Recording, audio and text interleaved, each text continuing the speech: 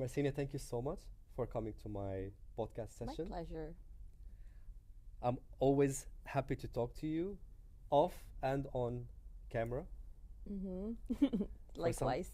for some reason, every time we speak, we end up having talking about solving the world problems, talking about different just it goes crazy, right? Yeah. Whenever we start talking.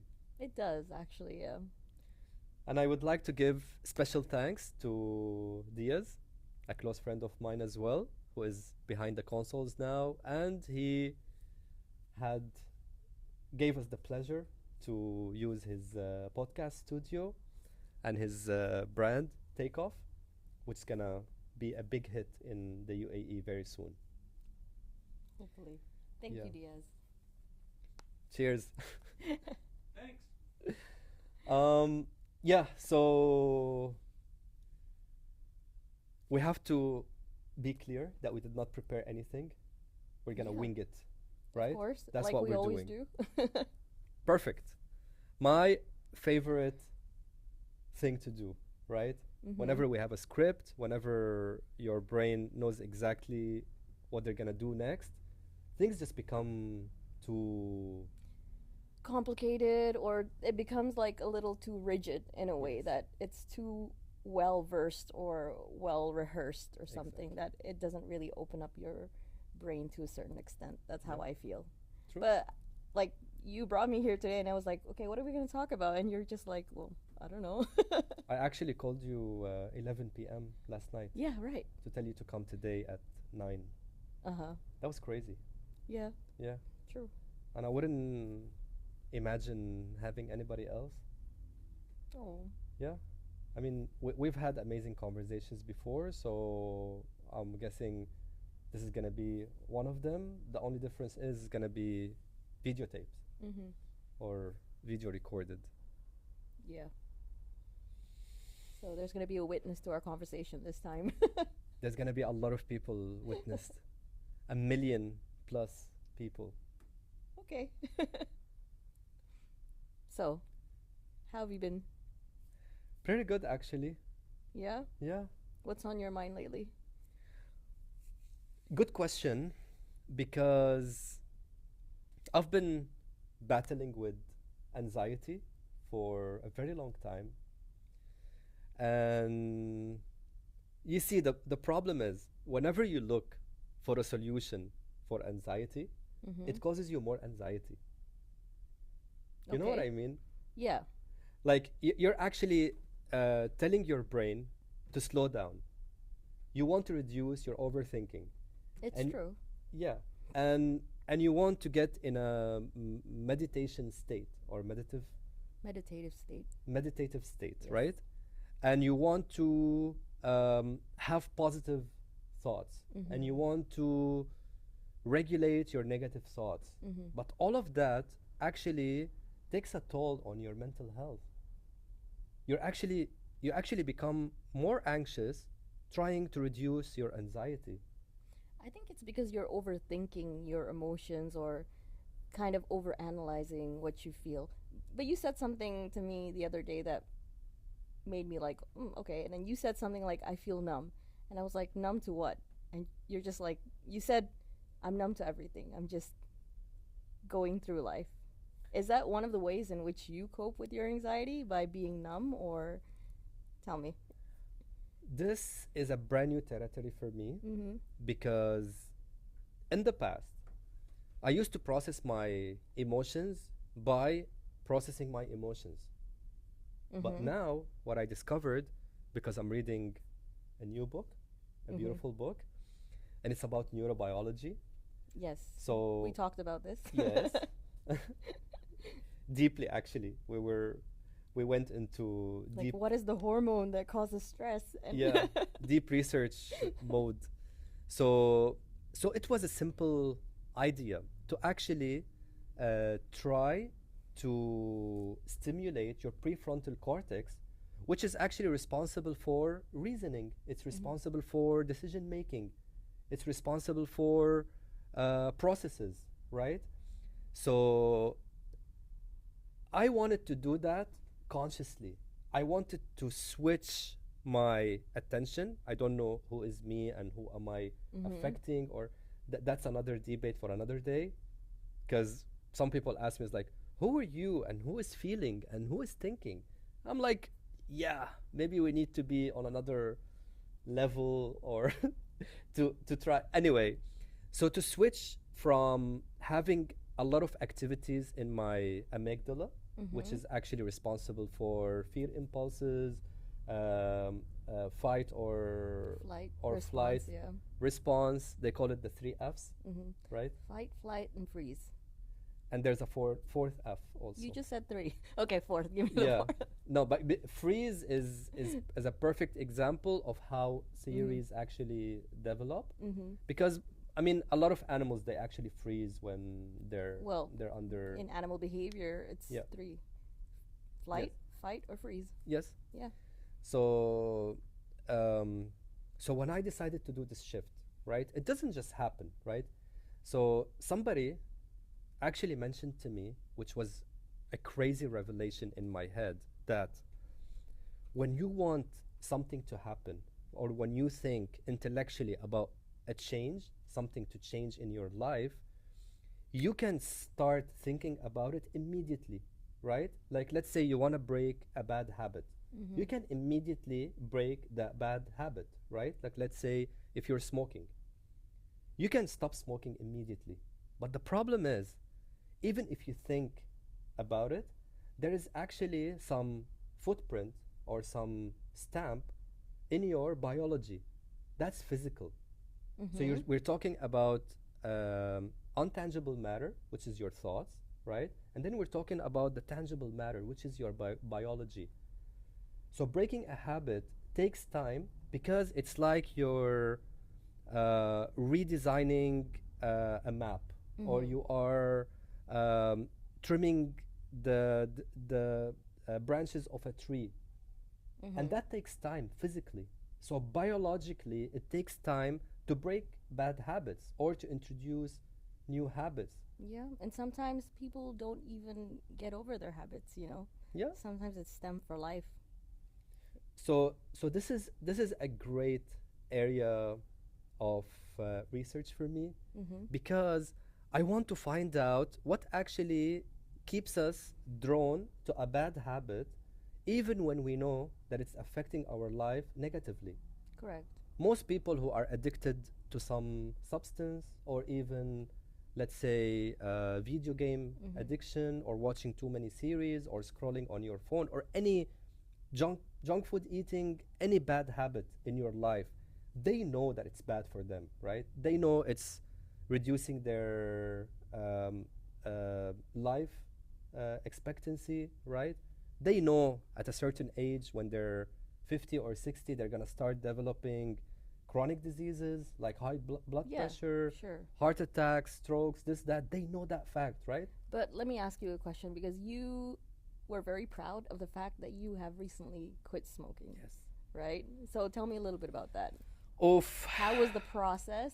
How was the withdrawal process? And what made you able to keep on going? Because you have been very much a heavy smoker ever since you were young, right? Yes. So just to quit cold turkey like that, that's pretty rough, you know? I wouldn't say cold turkey, Okay. because, okay, so all my life, I knew that when I hit 40 years old, I'm gonna quit smoking, right? But then, going through my birthday, when I became 40, that was in July, and I thought to myself, this is gonna be the last cigarette I'm gonna have ever, right? I But remember that time. Yes, You did quit smoking periodically, like, I quit smoking cigarettes, yeah. right? But suddenly I found myself smoking other stuff, like I was doing mudwakh, right? Yeah. I had a mudwakh with me, so it's not like you're having 10, 15 cigarettes a day. Mudwakh, you can have one in the morning, one in the afternoon, one at night, and you're good. You had your hit, right? Yeah. But in between, I was snoozing, Correct. right? I remember. was using yeah. the tobacco pouch. I was finishing a pack of 20 in 2 days. right? So I I was remember, yeah. so my nicotine addiction stayed there. And then after a couple of months, I went back to smoking cigarettes because actually smoking cigarettes by itself is pleasurable. The smell of cigarettes, the way you hold it, the way you Mm-hmm. inhale. It's like the hand fixation and the mouth fixation as Yes. well. So that's it's a habit, like you Yeah. say, like how your body is used to responding to things in coping Yes. with life. So it's yeah, I get it. So these stages. So I'm gonna tell you the moment when I decided that I don't want to be a smoker anymore. Mm-hmm. The first thing that I did, I stopped association. Asso- I stopped associating great things in my life with cigarettes. This is a very important step. What did you associate cigarettes with before? Everything. When I say everything, everything. Let me give you an example. Okay, Coffee requires a cigarette, right? it does feel better with a cigarette sometimes. Yeah. Yes. What people don't tell you that a cigarette can mask any emotion or feeling you're having. That includes bodily functions. Mm-hmm. Like if you feel thirsty, instead of drinking water, you can actually substitute that by having a cigarette. That's true. Yeah. If you're hungry for food, like you need proteins or carbs, you're hungry, like your body actually needs to eat food. A cigarette is a huge, great replacement. Once you have a cigarette, you're gonna be full for the next hour. You forget that you were hungry. Anyway, even when you get sugar rushes, right? Mm-hmm. If you get a sugar rush, you feel like you're getting a little dizzy. You have ran on an empty stomach or an empty tank for 5 straight hours. One piece of chocolate, like one piece of Galaxy or a Snickers or whatever, if you take that, you're up and going. But instead of having that, you just have a cigarette, right? Mm. Now let's talk about emotions. Okay. If you get really happy, a friend of mine called me while I stopped smoking, right? I quit. I was like on my 10th day, 15th day, I don't remember. She called me and she told me, Nawar, I just got a promotion at work. When she said that, the urge for me, that was a close friend of mine. I really, really love her. The urge for me to smoke a cigarette was next to none. Like I was literally, my eyes were looking for anything to smoke when she told me that. I was like, oh my god, that's such a wonderful news. I need to celebrate. How did my brain decide to celebrate that beautiful news? Is by lighting up a cigarette. Mm. And that was a huge indication to me. So in that particular moment, I just slowed things down and I said, if you did not have a cigarette, how would you feel instead? For your friend, how would you support her? How would you congratulate her? How would you allow yourself to take that positive news that you just received and process it to give you natural dopamine in your brain without Mm. having a cigarette? And that was a great indication for me. I don't need to tell you that every time you feel stressed, you need a cigarette. Every time you feel angry, you need a cigarette. Every time somebody raises their voice a little bit at you, every time you get stuck in traffic, every little thing that happens in your life Mm-hmm. needs a cigarette. So, going back to our original, when we started this, so I stopped associating having a cigarette with great things in my life. I love having coffee, right? Like my morning coffee is one of the best things I look forward to in Mm-hmm. the evening. I'm like, I'm gonna wake up, I'm gonna do the coffee the way I like, I'm gonna use my fresh beans, brew them, roast Yeah. them, boil them, whatever process or whatever type of coffee that I'm doing today. I'm gonna sit down, start looking at my social media, start looking at what's going on with my clients, this, that, get an update, put some calm music. No need to have a cigarette during that process. No, because that cigarette was just embedded as part of your routine. As something Yeah. positive, as something beautiful. Hmm. Do you get it? Yeah, no, I get it. I mean, like, I totally get it. I mean, it was like I mean, for me, because I haven't really quit smoking 100%, but like I told you, I'm not like addicted. I know exactly when I turn off and when I need to. So, for example, for me, I have a strong urge to smoke, especially when I'm stressed Yeah. and when I'm angry, and when I'm slightly more emotional than usual. Hmm. And that's exactly what you have just mentioned, you know. So, for example, yesterday I was really, really stressed because everything at work kind of made me stressed out. I was angry at this person and that person. And I was like, okay, I need a cigarette right now. I need to smoke. So it was the only way that could kind of like calm down my nerves in a way. And maybe, yeah, what you said was right, to disconnect a little bit with your emotions, Yes. right?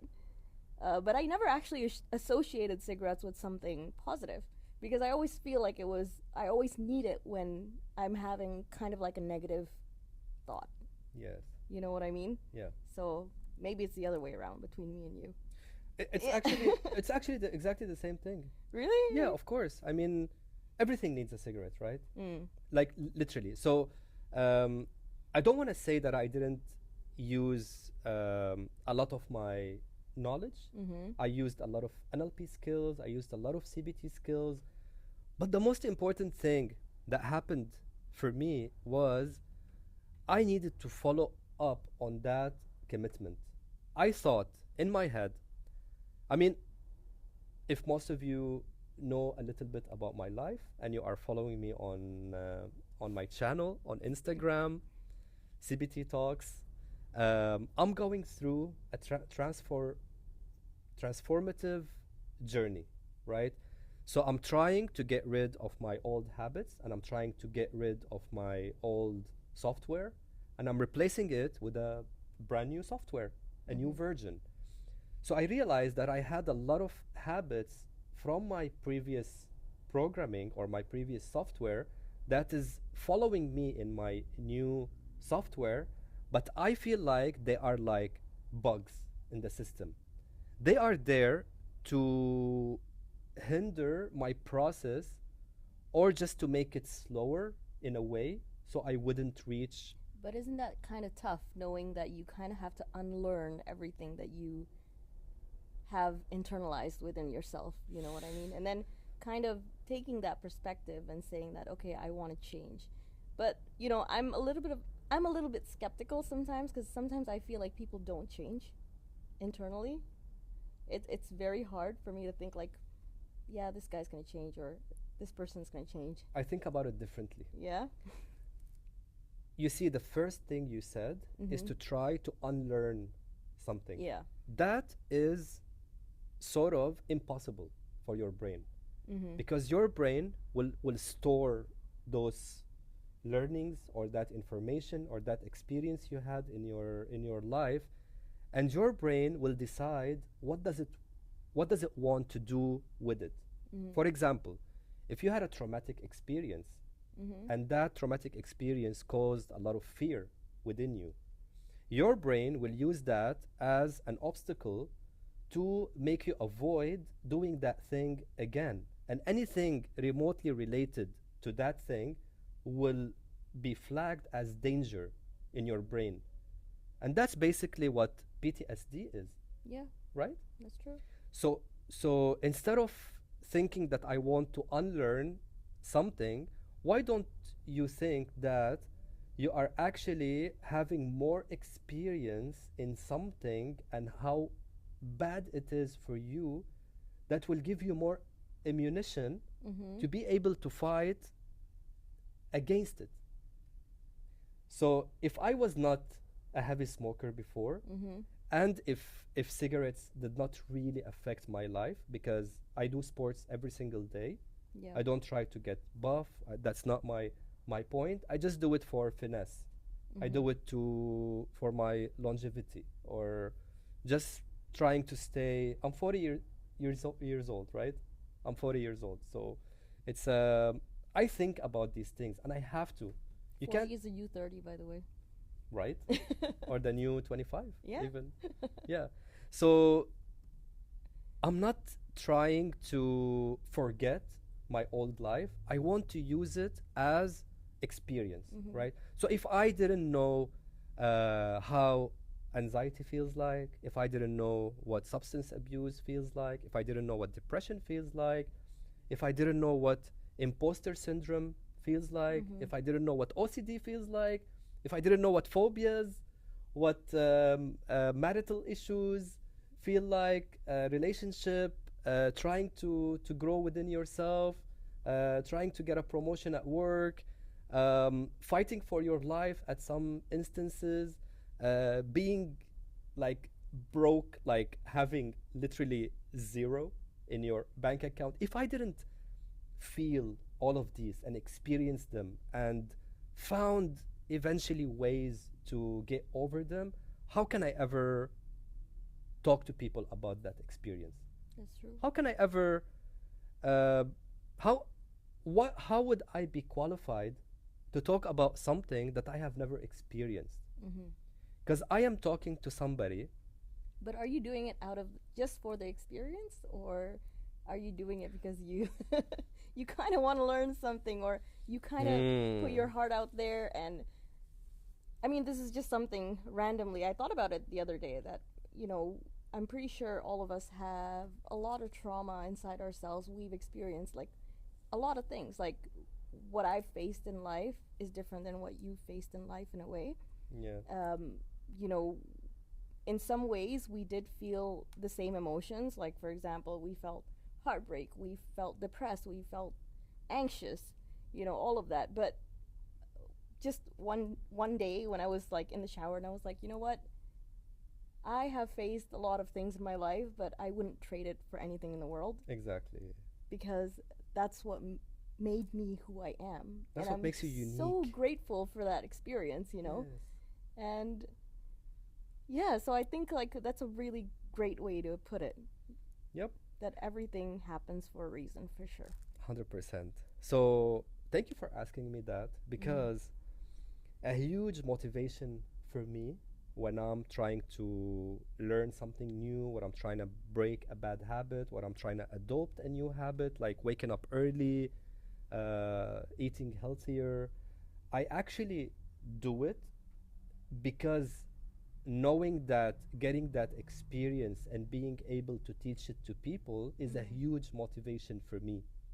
Mm-hmm. Going through the heartache while I trying to navigate through million ways how to beat anxiety with all the books that I read, with all the research that I've seen, with all the trial and errors, with all the experiments. I want to be able to find the right remedy on how to beat anxiety or on how to quit smoking in the least costly way, because there is always a way to your brain to learn stuff, Mm-hmm. right? So again, I'm not unlearning things. I'm actually using that experience to add up to my new learning, right? And be able to take a more um, executive decision. Okay. Yeah. Yeah. So the first thing that I did is I stopped associating cigarettes with beautiful things that I do, Mm-hmm. like having my morning coffee, or being happy with some news, or when I'm in flow at work.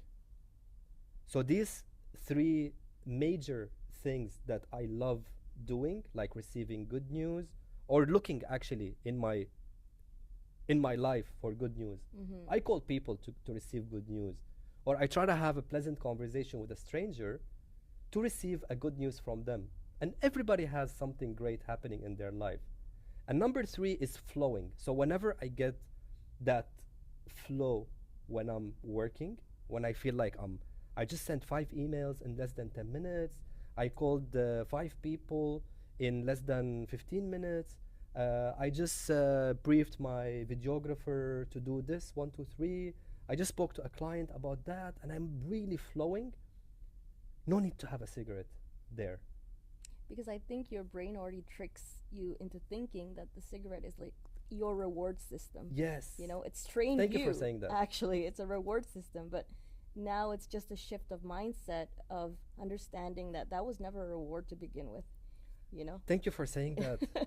Yes, it is not a reward, it's actually a punishment. Yes. You are punishing yourself for not allowing yourself to feel Correct. that beautiful feeling. Mm-hmm. The three things that I just said that are on top of my list, these are beautiful things that happen in my life and they give me natural dopamine. I don't need that fake dopamine that comes from cigarettes.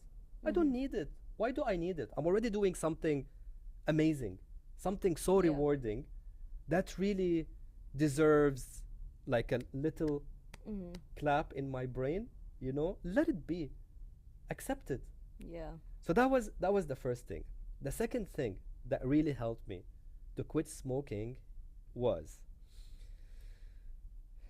when I was having the cigarette, I used an NLP technique called swoosh pattern. Swoosh pattern. Okay. So let me explain briefly about swoosh pattern. Mm-hmm. So I think in literature they use exactly the same example as quitting smoking. So basically, every time you want to light a cigarette, try to envision how would you feel like if you did not light up that cigarette. That simple. If I was a non-smoker, how would I breathe? How would I think? How would I smell and taste Mm-hmm. life? I was telling you the other day, for example, I said, for me, it was hard to not smoke when I'm drinking, Yes. right? And then you said something to me that was very interesting. Take a look around, like when you're in a bar and you're drinking. Take a look at the people around you who are not smoking. What are they doing? Right? What do they do with their hands? Exactly. What do they do with their Yeah. hands? Nothing. Maybe they're just talking to their friends. Maybe they're just looking around. Maybe they're doing something else. Yeah. And it wasn't like a necessity for them to actually have that thing on hand, right? So that was a very interesting thought, I think. Yes. And that was something so I asked myself all these questions, Mhm. like let's say I go to a party and I'm used to holding a cigarette in my hand. Yeah. What am I gonna do when I'm not smoking? When I don't have a vape and I don't have a cigarette and I don't have a medouar Yeah. and I have nothing to, like, not even my snooze Mhm. box. So I started going out to clubs, to outings, to restaurants where people actually smoke, and I started noticing non-smokers. What do they do with their other Mhm. hand? So I literally had data there because I need to teach myself what should I do with my left hand, right? I used to Mhm. always be standing like this, talking to people. Now if I'm having a beautiful conversation with Diaz, for example, but he's just behind the screen right now. Hey Diaz. Hello. It would be so easy for me to be talking to someone and actually have a cigarette right here between us. That would make me feel more Confident, you think? confident. It will make me feel more masculine, maybe because of all these Mhm. Marlboro commercials with a cowboy on a horse. You know what I mean?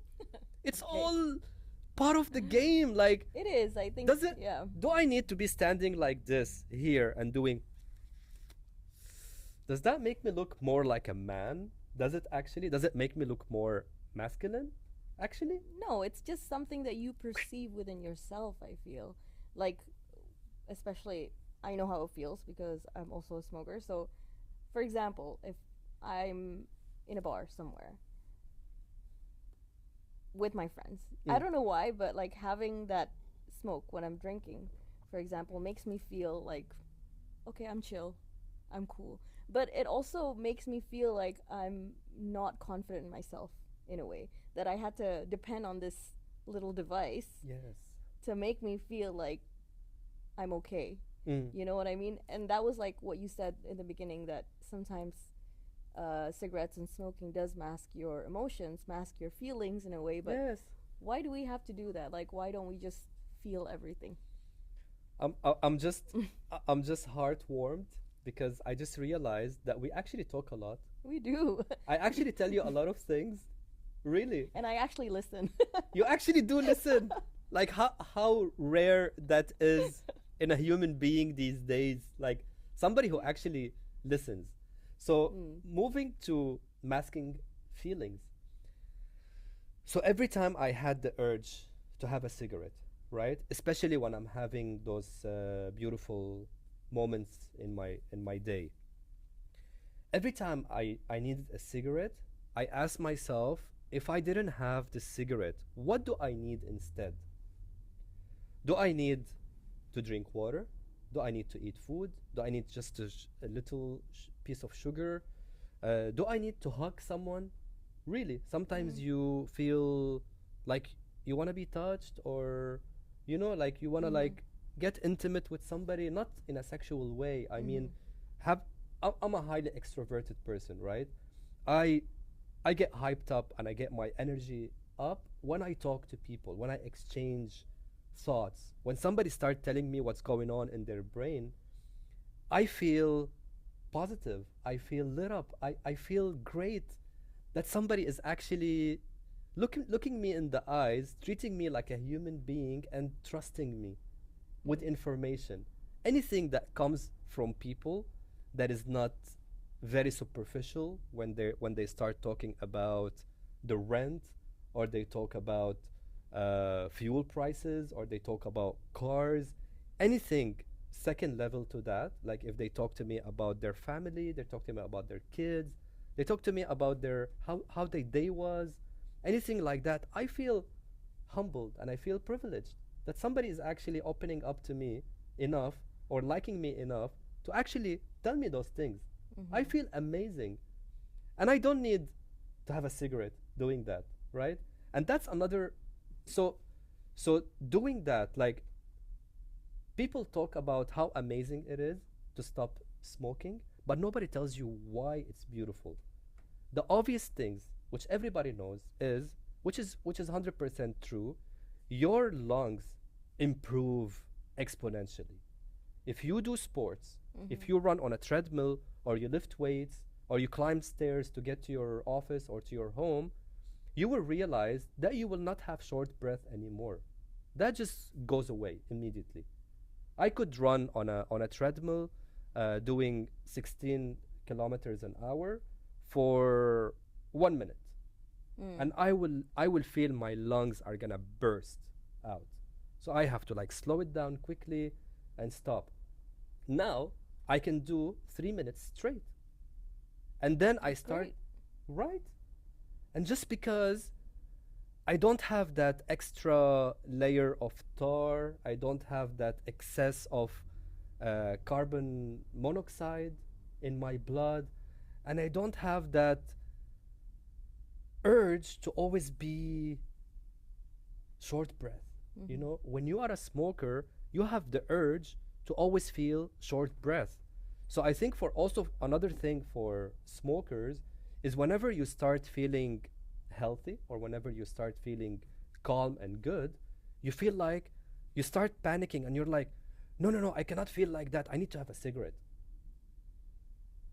Have you ever thought about it? Isn't that crazy? It is. You know why? You Cigarettes wants to keep making you feel sick. Then cigarettes The cigarettes want to make you feel dependent on it. dependent. At the same time, although it does give you that boost in dopamine that you get from feeling confident, feeling okay, masking your feelings, whatever, in the end, you are actually weak because you have given in to that addiction itself. Yes. We just discovered something Yeah. amazing. Seriously. If you don't feel if you feel amazing and you don't need any addiction, there will not be any addictions in the Mhm. world. There will not be any heroin, there will not be any cocaine, there will not be any weed, Correct. there will not be any scrolling, there will not be any video game Mhm. addictions. And honestly, like especially nowadays, there has been an increasingly there's just been an increasing amount of variable of addiction. Like I said, it's not just cigarettes, it's scrolling, like what you said. Yeah. You know, things that gives you that dopamine boost. It's doing little things, watching TV or video games or idling. It's like you can't even let your self kind of breathe and process everything in your head. Yeah. Like, for example, before you go to sleep, do you scroll on your phone? I Yeah, still right? do. I still And do. that's like, it's mindless scrolling. But imagine all of that blue light coming from your phone, for example, will Yes. make you unable to sleep. But that's also an addiction itself. So people fail to realize nowadays, especially kids growing up as well, that, you know, they never felt what it was like to have your parents turn off the lights and say goodnight, and you're not able to do anything. Yes. You know what I mean? And just kind of sit there with your thoughts and fall asleep. You know what I mean? So it's 100%. it's So talking about, uh, let's label it as dopamine addiction. mhm. Okay. Yeah. So our brain starts craving every single minute of Mhm. every single hour more and more dopamine. Yeah. So you're always replacing one stimulus with another. Mhm. If you're not smoking a cigarette or vaping, you are scrolling on your phone. Correct. If you're not scrolling on your phone, you're actually indulging in some junk food. Mhm. You're either having a piece of chocolate, you're eating potato chips, or you're just ordered the biggest Mhm. meal at Burger King. Yeah. So those little dopamine hits are actually really bad for your brain in the long run. Mhm. The problem is, which we don't realize, because they are actually making you feel good in the moment. Think about the things that don't make you feel good in the moment, like workout, like sleeping early, like reading a book, like having a beautiful conversation with a friend. Those things are boring in nature. But Eating a salad. Who the hell would want to eat pieces of lettuce from a plate? I do too. But I do that now consciously because I'm conscious about my health, Mhm. right? So anything that gives you immediate gratification and that dopamine is going straight to your amygdala. Let me explain that in a minute. It's bad for you. And anything that has delayed gratification is actually good for you. Like Mhm. exercising, like eating lettuce. When I say lettuce, I mean eating a salad, like reading a book, like having a beautiful conversation with somebody without alcohol, without cigarettes. You're just sitting somewhere, having water, maybe having some nuts Pretty or. much like what we're doing right now. We're Exactly. just talking. How amazing that is, how Mm. human that is. So this is something that I actually read in the recent book. The Mhm. name of the book is Behave. Beautiful book, and it talks about neurobiology. So what it actually discovered is there is dopamine receptors in our prefrontal cortex, which is responsible for decision making. This is your CEO Mhm. in your brain. It actually filters all decisions been taken by all the directors in your brain, and it finds a final decision that right now I need to get up because my back started hurting from sitting in the same place. That's an executive decision. So the delayed dopamine actually has receptors in your prefrontal cortex, which actually increases your ability to be smarter, ability to be more creative, ability to take better decisions. Isn't this what everybody's looking for? Yeah. So you are That's true. actually you actually want your car to run faster by you adding more bad fuel in it. Mm. You don't want to clean your injectors. You don't want to clean your fuel tank. You don't want to change your oil. You don't want to start putting the better type of fuel, which is, I don't know, it's called super or whatever. You don't want to do any of that. You just want to keep putting the same fuel, which is junk food, which is scrolling, which is substance abuse, addictions, and stuff. And you want to press your car more and more, expecting it to give you more Mhm. performance. But you're actually doing it wrong. So it's the same exact thing. Yeah. Instead of stopping at the gas station, pumping your car with the same old dirty fuel, ignoring your oil changing and everything, take your car to a mechanic or take it to service and do all the beautiful things that a mechanic would recommend to you, like a fuel tank cleanser, the one they actually sell us in a gas station when Yeah, you're yeah. filling up your car. That's actually really good for your car. That actually opens up your fuel injection filters. I mean, I'm not a mechanic, Okay. but it cleans your Yeah. your car. It boosts your performance. Mhm. Once you change your oil, the oil in your engine needs to be very fluid and it has to be very lubricated, right? Like Mhm. it looks like almost jelly, right, inside your engine. I'm not a mechanic, so I probably I'm can't not a say mechanic anything either, about but that, but I get what your point. I get your point. yes. I get what you're So trying to say. so when you spend 3 hours at a mechanic, you are actually giving your car the chance to perform better. Mhm. The same as in our brain. So that these things I just talked about, the great things about your car, these are eating a salad, these are exercising, these are sleeping early, these are waking up early. Mhm.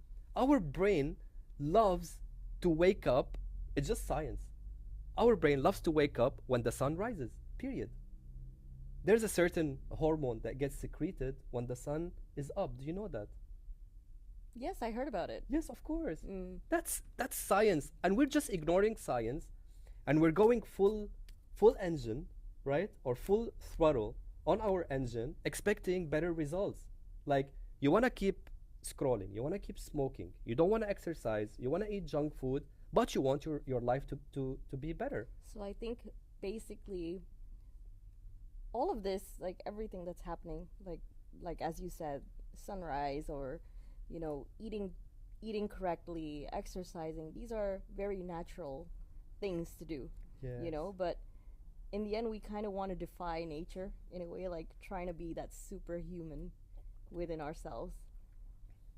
We can be superhuman by following the nature laws. There is nature laws, Correct. right? A tree, if you don't give it water, if you don't give it the right type of soil, if you don't give it oxygen, and you don't give it a sun, it will die eventually, right? So why do we ignore that? We say, no, no, no, I don't want to put it in the sun. I want to put it in my basement, and I expect it to grow. That's exactly what people are doing. They're basically just ignoring the basic needs of humanity. Yes. You can say. So um, I don't know why people are confused about this, but It's very simple, actually. think about how simple it is. If I get anybody asking me a question about mental health, I always ask them the three simple questions. How are you sleeping? How is your diet? And how do you exercise? These three things are not negotiable. They are non-negotiable. People think that I can sleep 3 to 4 hours at night and still be amazing.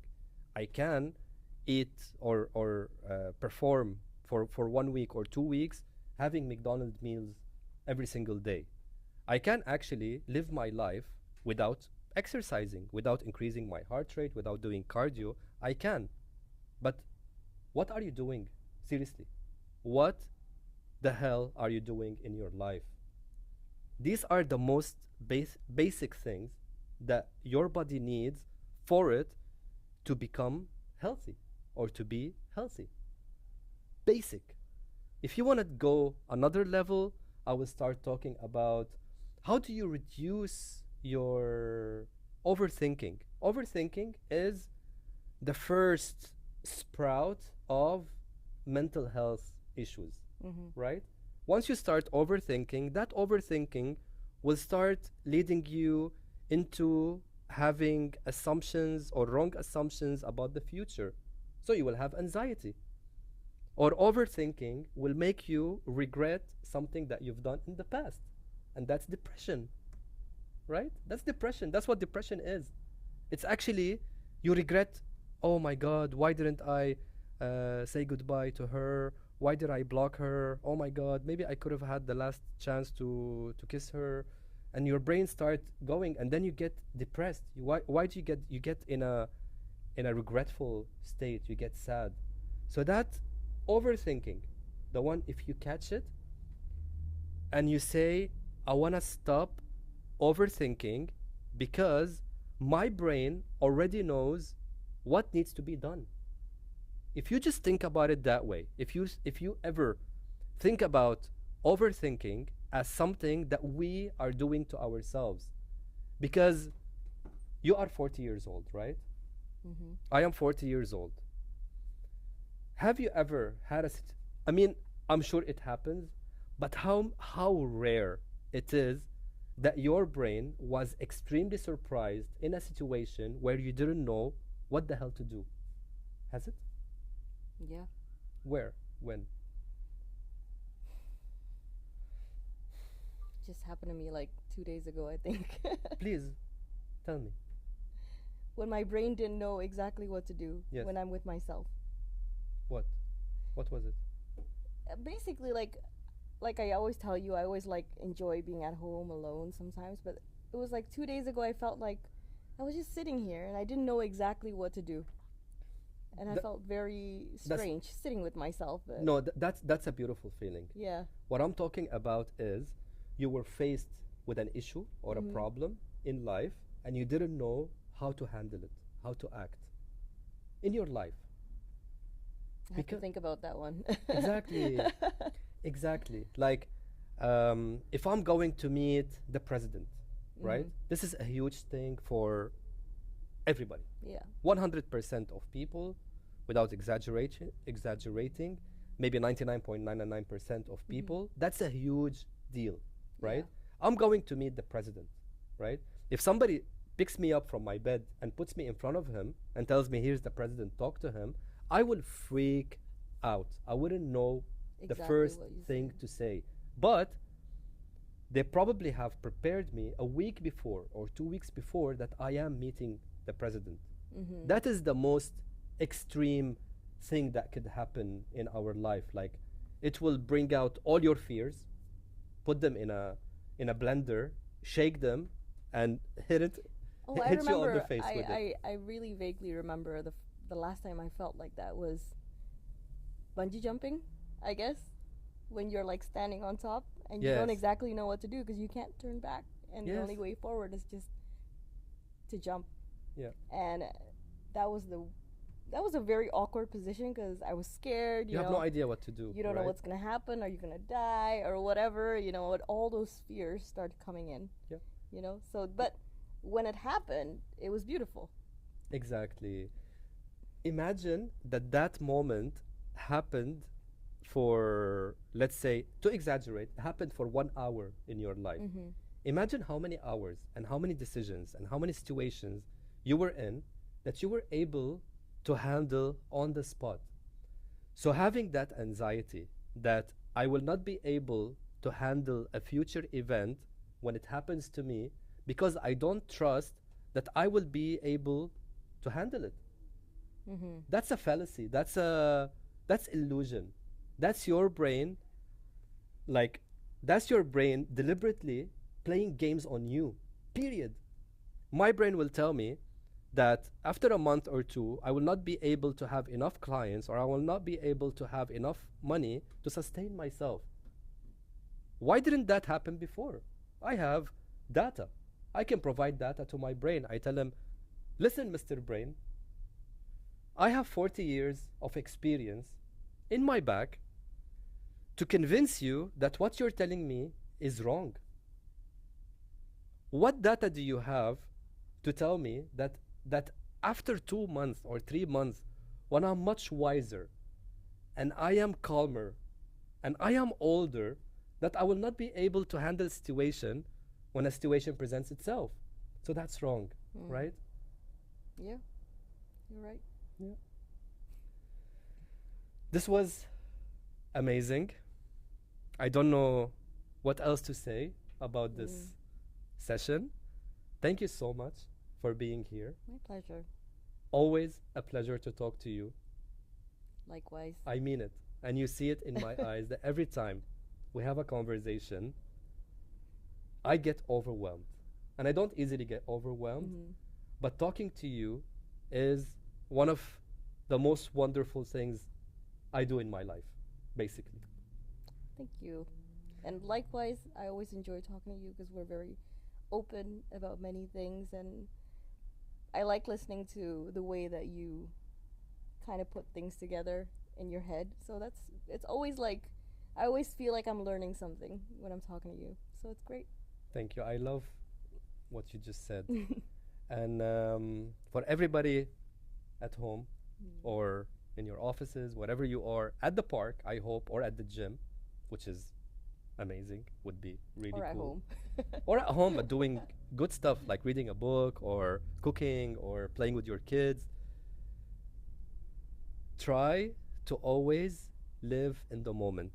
Try to be conscious about whatever you are doing, even when you're scrolling, even when you're having that cigarette, even when you're fighting with your significant other or your boss. Be conscious about it. Don't let your autopilot take over and do things for you. You intentionally do things in life. Isn't that a good advice? It is Being present. present in the moment. Yes. Moment. Why not? The next time you talk to a human being, look them in the eyes and just try to connect with them. Ask them how their day was. Ask them what is their favorite place or destination in the world, right? Like, these are huge, beautiful conversation openers. Like, you want to connect with somebody, whether for business, whether as a friend, whether an acquaintance, any type of meeting somebody. It's so amazing to break the ice with knowing more about their lives. Just basic stuff. Where do you come from? Oh, I come from Argentina. That's such a beautiful country. What is Argentine famous for? You know what I mean? Like, you can always have the smallest discussions about beautiful things that people love to talk about. And that would be my 2 cents today. And keep listening, keep tuned in for more mental health tips. Thank you so much. And thank you, Marcinia. And thank you, Diaz.